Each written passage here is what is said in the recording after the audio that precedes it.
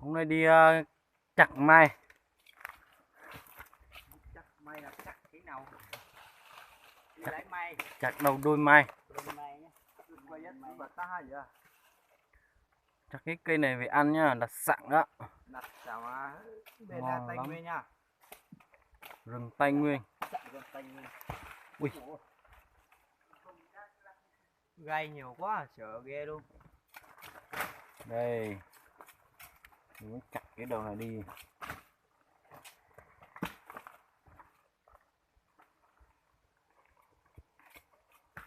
Rừng xanh, rừng già luôn.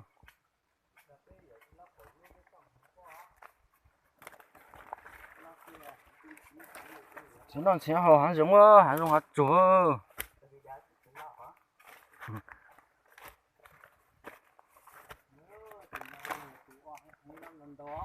Loại ý ẩn nặng nè.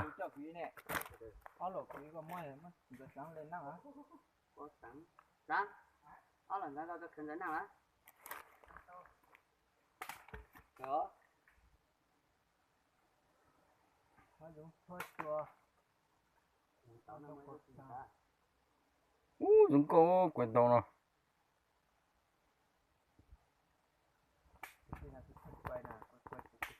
Nhớ nhá.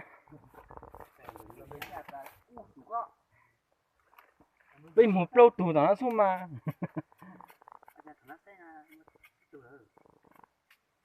Nó tới hết thì không mình tìm lắm.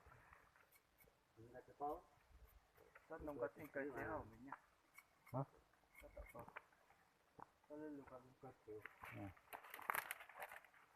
Có cái đi bò đây nè. Đang cái gì mà từ số này? Đang gì ta từ số á?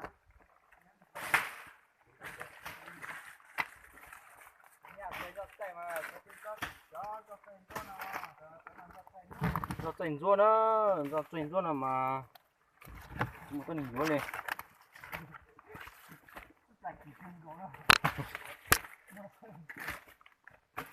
Của nó là tích thời yếu mà photo phim đang tỏ thì tôi mua nữa tỏ hành rồi thì nó đúng rồi nó chỉ do mà thì tôi chưa chính mua nó thì hàng giống là một kiểu như vậy Vậy ơi.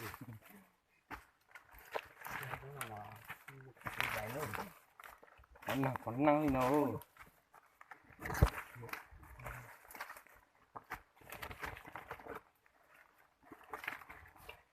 Đúng đó, đồng hoạt tiến độc cửa lên gì giữa mà đa hàng nữa. Sáng hiện tại là cổ lúc cái lâu á. Đó. Xíu vừa cần gì đâu á.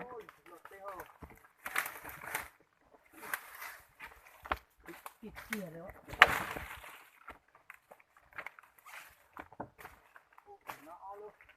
con hàng giống nữa bây giờ Đó nó có bên chưa. Ta tôi cũng muốn lính luôn hai cái hết rồi. Nhiều lúc sợ muốn mua đó. mua chưa Hà Lan rồi. Mới khai mà nó sắp lại.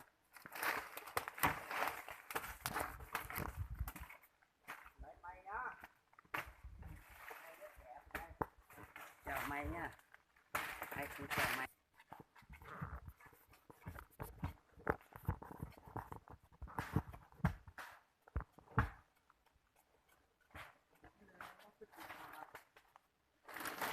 ui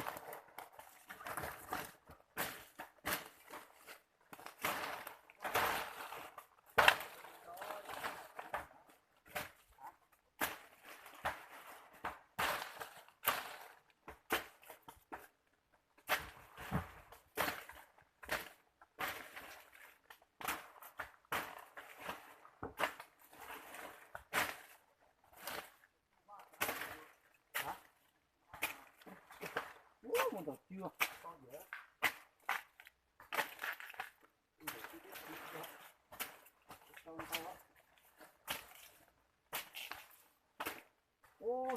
chân nào chân chân có thứ đó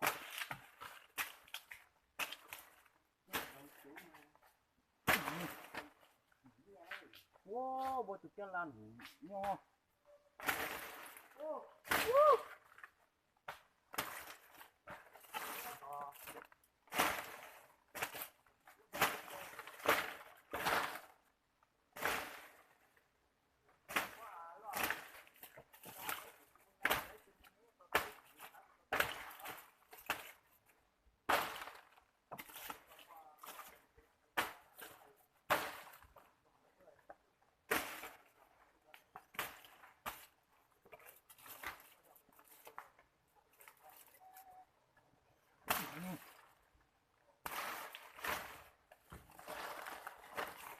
oh